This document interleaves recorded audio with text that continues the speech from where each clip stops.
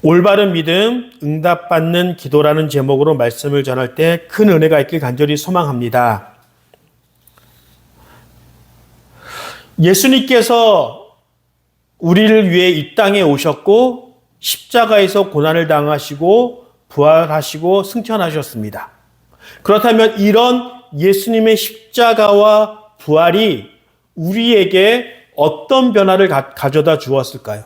즉 십자가 사건 이전과 이후가 달라진 가장 큰 차이점이 무엇이 있을까요?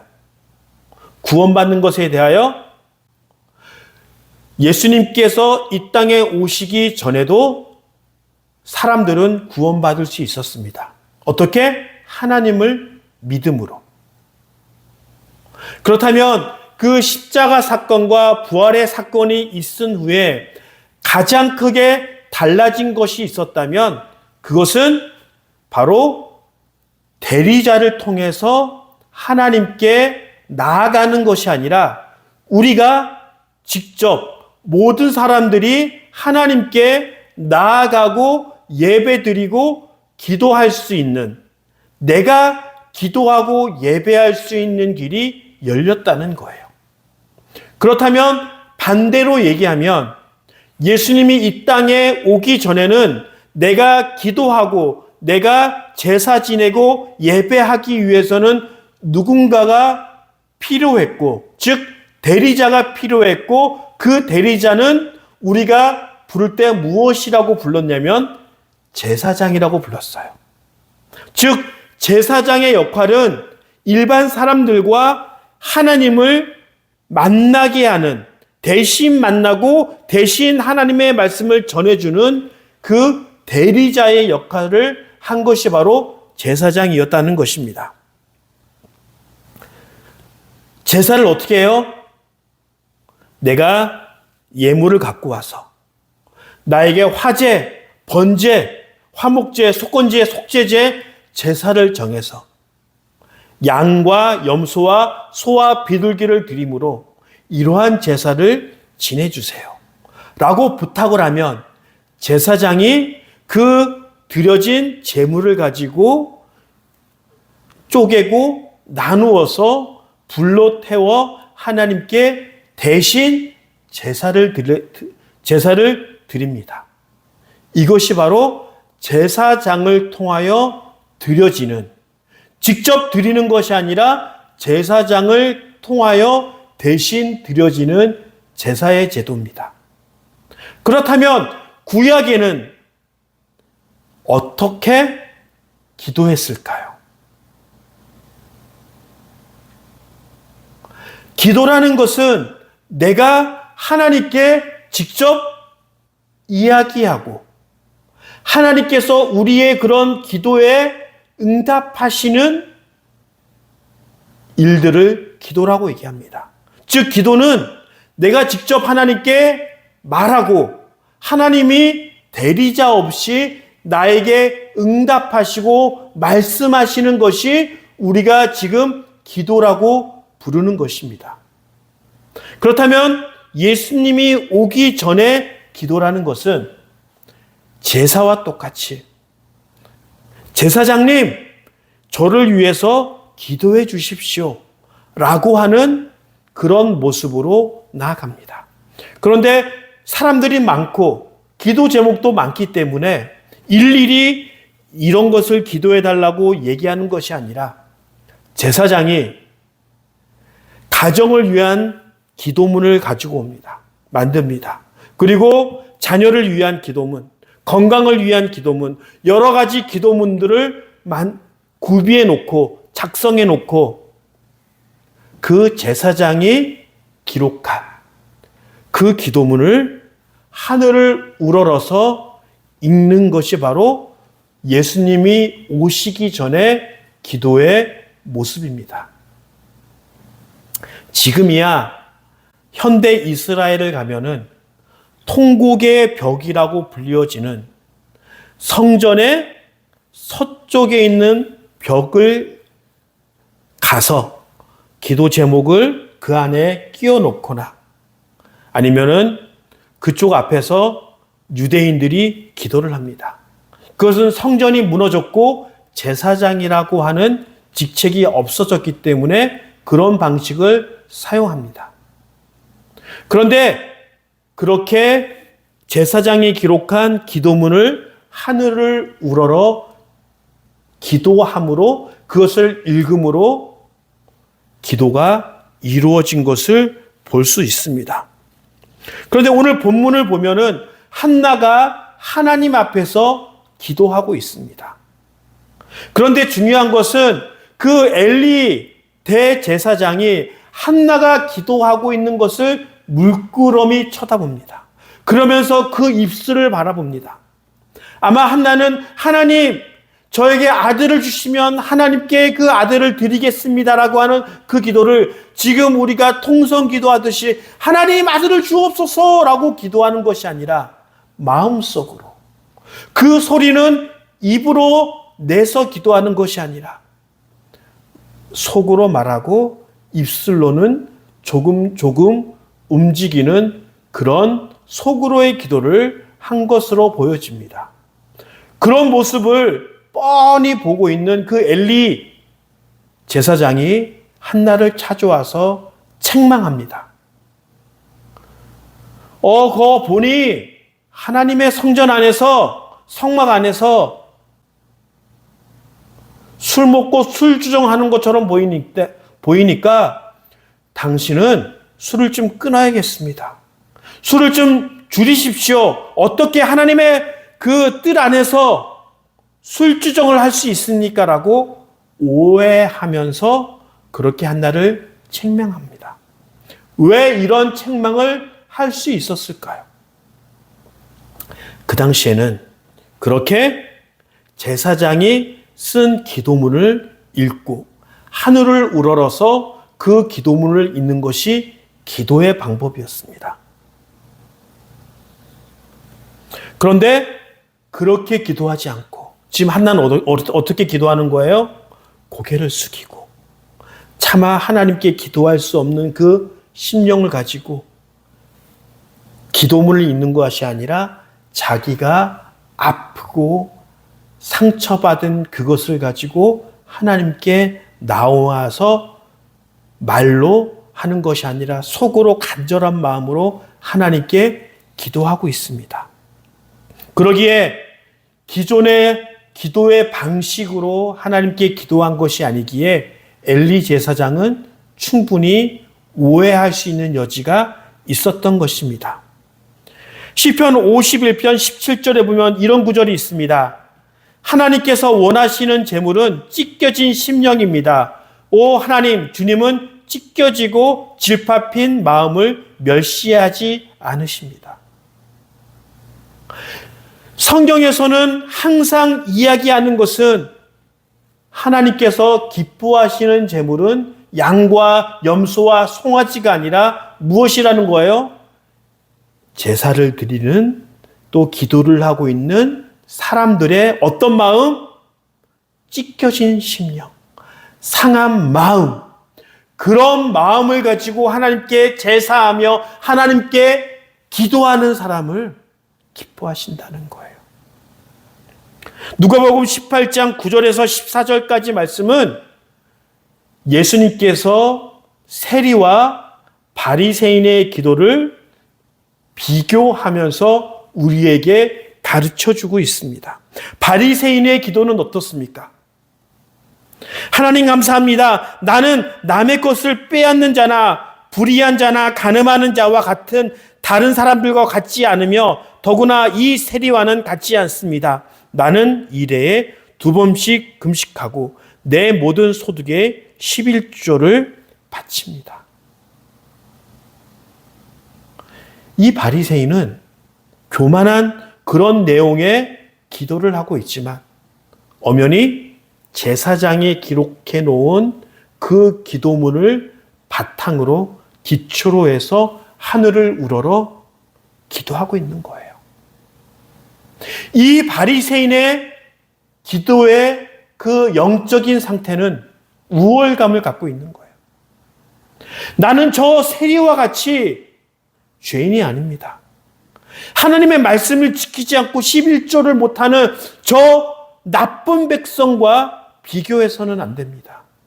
나는 하나님의 말씀대로 살았고 그것을 인정받을 수 있는 그런 사람입니다라고 하는 교만함이 그의 기도 안에 녹아져 있는 거예요. 반대로 세리의 기도는 어떻습니까? 하늘을 우러러 엄두도 못 내고 가슴을 치면서 하나님, 이 죄인에게 자비를 베풀어 주옵소서. 그는 차마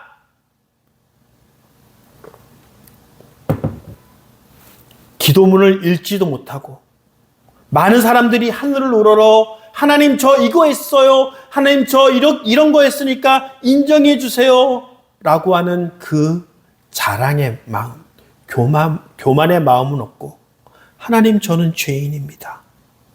저에게 자비를 베풀어 주옵소서. 그렇게 기도합니다. 많은 사람들이 볼 때 바리새인은 존경받는 사람이었고 하나님 앞에서 진짜 살려고 노력하는 사람들이었습니다. 그런데 그 세리는 모든 사람들이 여기기에 손가락질 받을 만하며 자기 민족을 팔아먹는 사람이라고 치유받는 죄인의 모습이었습니다. 의인과 죄인의 모습이지만 예수님께서 말씀하십니다. 세리의 기도처럼 자기를 낮추는 사람은 낮아지고 자기를 높이는 사람은 낮아지고 자기를 낮추는 사람은 높아질 것이다. 라고 하면서 기도는 저 세리처럼 해야 된다라고 지금 모든 이스라엘 사람들이 했던 그 기도의 방식을 부정하고 손가락질 당하며 사람들로부터 인정받지 못하는 그 세리의 기도를 존경받을 만한 바리새인의 기도보다 더 옳은 것으로 우리들에게 이야기해주고 있는 것을 볼 수 있습니다.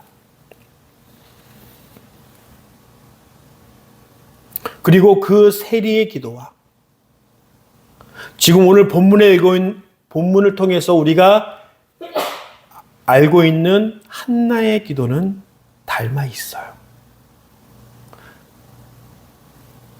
힘들고 아픈 심령을 가지고 차마 하늘을 우러러 자신 있고 떵떵거리게 기도할 수 없어서 속으로 아파하는 심령을 가지고 그렇게 하나님께 나오는 그 모습이 닮았다는 것입니다. 우리가 하나님께 나올 때 우리가 의지해야 되는 것이 있습니다. 그것을 힘입어 나와야 하는 것이 있습니다. 그것은 바로 우리가 세상을 살면서 전혀 경험하지 못하는 하나님의 사랑과 긍휼을 힘입어 하나님께 나올 수 있고 하나님께 기도할 수 있으며 우리의 아픔과 슬픔을 하나님께 내놓을 수 있는 근거가 하나님이 우리를 사랑하시고 우리를 긍휼히 여겨주신다는 것입니다. 예레미야 3장 21절부터 23절에 이런 말씀이 있습니다. 다 같이 한번 읽어볼까요? 그러나 마음속으로 곰곰이 생각하며 오히려 희망을 가지는 것은 주님의 한결같은 사랑이 다함이 없고 그 긍휼이 끝이 없기 때문이다. 주님의 사랑과 긍휼이 아침마다 새롭고 주님의 신실이 큽니다. 이 예레미야 애가서는 이스라엘이 남유다가 바벨론으로부터 멸망당하고 성전이 이방인으로부터 파괴되어지며 그리고 그 유대인들이 자신의 고향으로부터 포로로 잡혀가서 바벨론에 포로로 잡혀가서 그곳에서 울며 희망이 없고 하나님이 왜 우리를 버리셨느냐? 하나님이 왜 이방인을 통하여 하나님의 성전이 무너뜨림을 허용하셨느냐? 그렇게 힘들고 어려울 때 이 예레미야는 울면서 이야기합니다. 그렇게 우리가 힘들고 어렵지만 21절에 마음속으로 곰곰이 생각하며 그렇게 최악의 상황에서 희망이 없는 곳에서 희망을 가질 수 있는 것은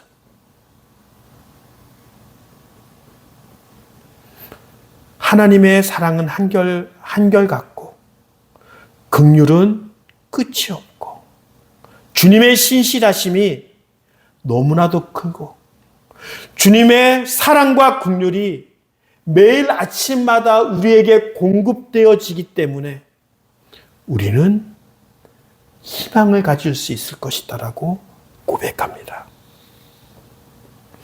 우리의 희망의 근거는 내가 뭔가 건강하고 많은 재정과 나의 잘됨을 근거로 우리의 희망을 갖는 것이 아니라 매일같이 주님의 사랑과 긍휼이 아침마다 새롭고 주님의 신실하심이 크기 때문에 우리의 희망을 두는 것은 이것에 희망을 두어야 된다라고 이야기합니다.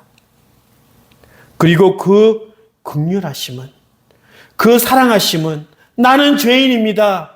하나님 나를 불쌍히 여겨주십시오. 라고 그렇게 세리가 기도한 것처럼 한나가 하나님께 납작 엎드리면서 울면서 기도한 것처럼 자기를 낮추는 자에게 하나님께 희망을 둔 자에게 그 사랑과 긍휼하심을 매일 아침마다 경험되어지며 맛볼 수 있을 것이라고 우리에게 이야기하고 있습니다.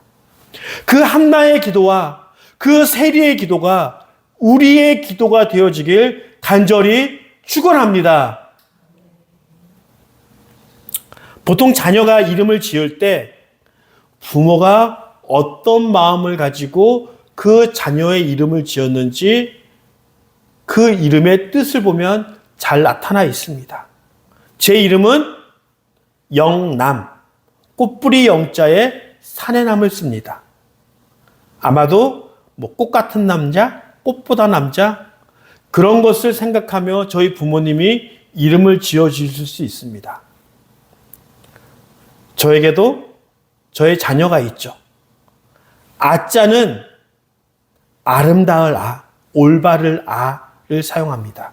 영은 꽃뿌리 영, 즉 아름답고 올바른 꽃이라는 이름의 해석이 있습니다.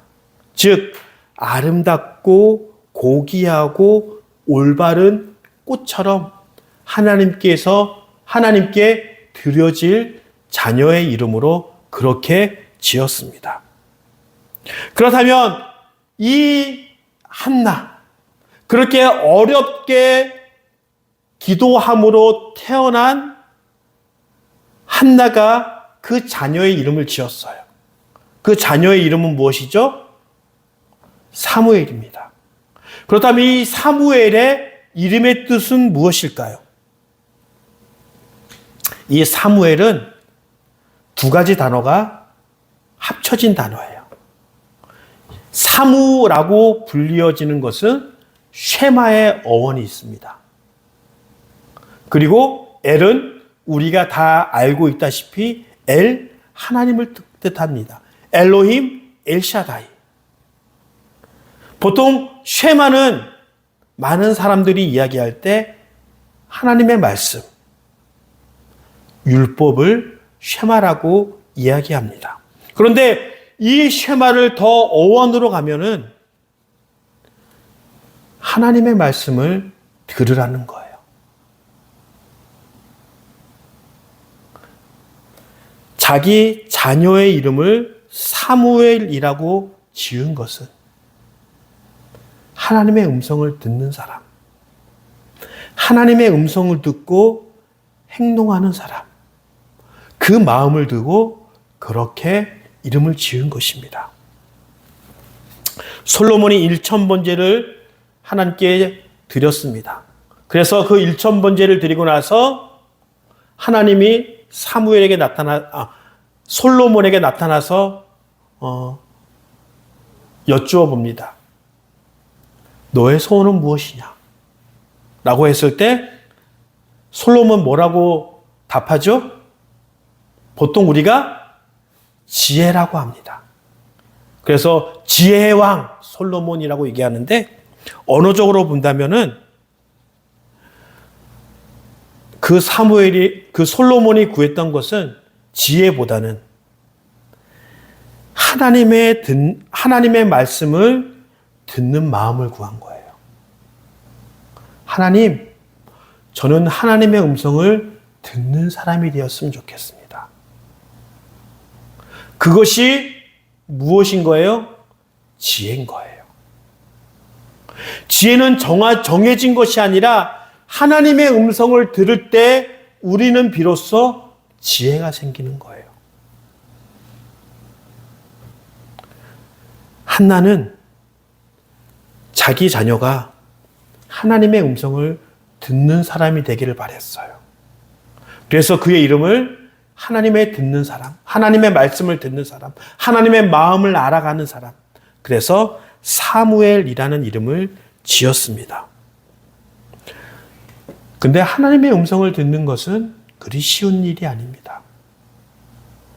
제가 예수전도단에서 DTS를 배울 때 가장 하나님의 음성을 듣는 기도에 대해서 배우고 기도할 때 가장 먼저 하는 작업은 무엇이냐면 나의 생각, 나의 잡념, 내가 지금 생각하고 있는 그 모든 것을 다 내려놓고 하나님 앞에 잠잠히 머무르는 것을, 나의 생각, 나의 의지, 내가 원하는 것, 그 모든 것을 다 잊어버리고 그냥 무념으로, 무생각으로 하나님 앞에서 말씀하시는 것을 기다리는 작업들을 배우고 그렇게 음성 듣는 법을 배웠습니다.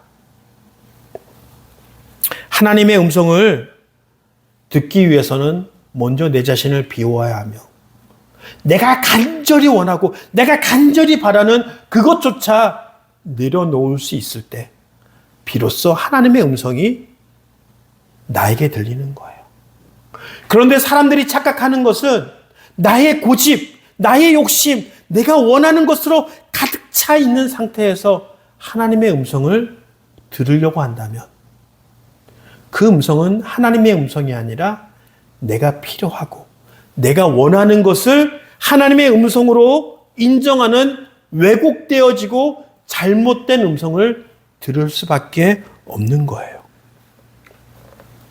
그러기에 기도는, 하나님의 음성을 듣는 것은 나의 마음을 바꾸는 거예요. 나의 욕심을 내려놓는 거예요. 보통 우리가 기도하면 하나님, 저에게 기적을 베풀어 주옵소서. 하나님, 저 돈이 없는데 돈이 좀 생기게 해주세요. 건강이 생기게 해주세요. 뭔가 내가 바라고 내가 원하는 것들을 하나님께 관철시키고 하나님이 이거 안 들어주면 저 금식하면 너 떼쓸 거예요. 그러니 내 기도를 들어주세요. 그래서 말을 듣지 않는 자녀가 땡깡을 부리며 떼를 부리며 부모에게 그 소원을 그렇게 들어주기를 바라는 마음으로 하나님께 나아갑니다. 근데 진정한 기도는 나의 모든 것들을 내려놓고 특별히 나의 욕심을 내려놓고 하나님의 음성을 듣는 거예요. 결코 쉽지 않아요. 지금 당장 돈이 필요한데, 지금 내 자녀가 당장 기적이 필요한데 그거 내려놓는 거 쉽지 않아요. 매우 어려워요.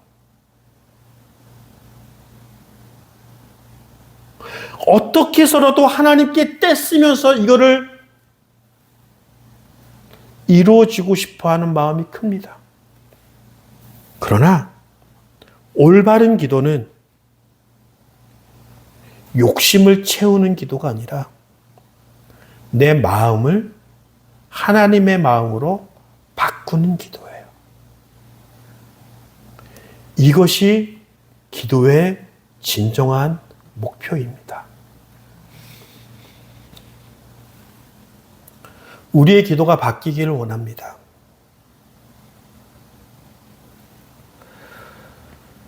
한나가 오늘 읽은 이 본문의 기도를, 이와 같은 기도를 한 번만 했을까요? 기록은 한 번만 기록이 되어 있지만 제가 보기에는 아들이 없는 그 오랜 기간 동안 하나님께 열심히 기도했을 거예요. 맨 처음에는 어떻게 기도했을까요? 하나님, 저 자녀가 없어서, 아들이 없어서 너무 서러워요.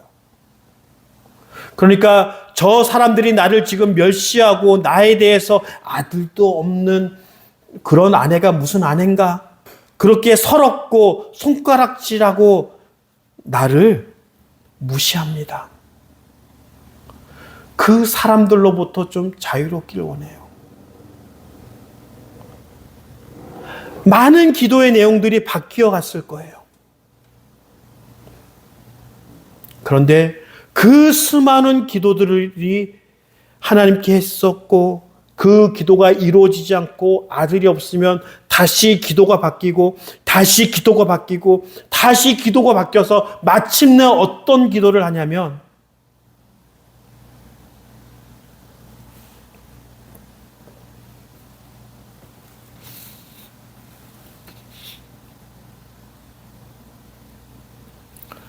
이종에게 아들을 하나 허락하시어 주시면 저는 그 아이의 한평생을 주님께 바치고 삭도를 그의 머리에 대지 않도록 하겠습니다. 이 말은 뭐예요? 하나님, 내가 당했던 그 서러움, 내가 당했던 그 어려움, 그 모두 내려놓습니다. 하나님께서 아들을 주시면 제가 다시 그 아들을 하나님께 드릴게요. 어쩌면 그 수십 년 동안 한나가 기도하면서 수없이 많았던 그 기도가 바뀌어서 하나님 아들을 주시면 하나님께 나의 아들을 나실인으로 평생 하나님께 드릴게요. 라는 기도가 마침내 한나를 통하여 고백되어지고 그래서 하나님께서 그 한나의 기도를 들으시고 그 바뀌어진 많은 기도 가운데 최종 하나님께서 원하시는 기도가 나왔을 때 한나에게 아들을 주신 거예요.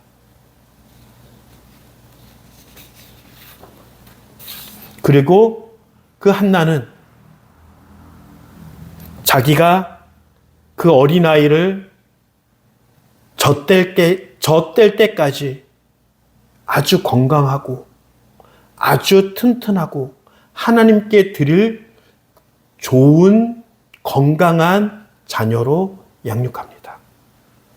그리고 젖을 떼고 그것이 2년이 될지 3년이 될지 5년이 될지는 모르겠지만 최선을 다해 그 자녀를 양육합니다. 그리고 어떠한 미련도 없이 그 자녀를 엘리에게 하나님을 위하여 이 자녀를 드립니다. 그리고 자녀가 엘리 제사장 밑에서 일하면서 옷이 떨어지지 않도록 필요한 것을 끊임없이 공급해 줍니다. 많은 사람들이 하나님께 기도 응답 받기 위해서 노력합니다. 일명 저 목사님은 영빨이 좋대. 가서 고개를 디밀며 안수기도 받습니다. 그리고 기도받는 비결, 기도받는 능력, 기도가 응답되어지는 능력, 그것을 쫓아갑니다. 그래서 수많은 기도들을 합니다. 수능 성공을 위한 40일 기도회.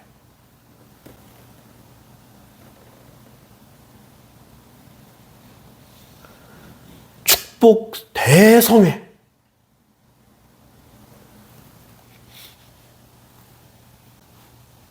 하나님께서 원하실까요?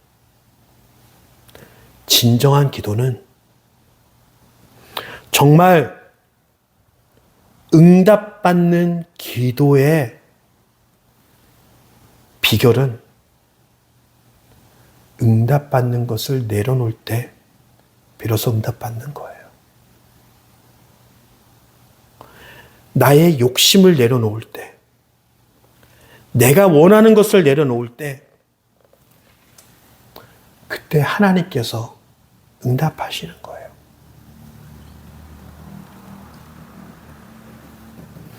내가 가지려는 욕심을 가지고 하나님께 나옵니까?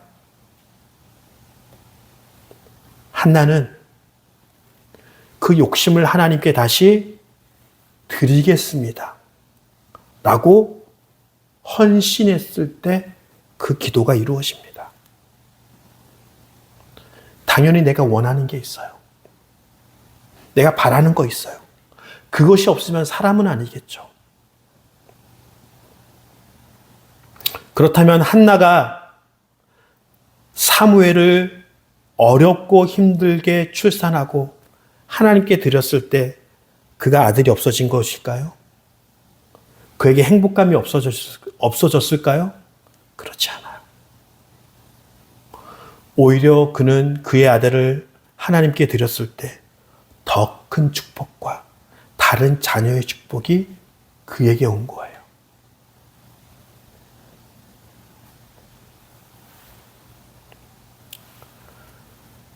내가 필요한 게 있어요. 그러나 그 필요의 기도는 나의 것을 충족시키는 기도가 되어서는 안 돼요. 하나님 그거 가지고 하나님께 드리길 원합니다.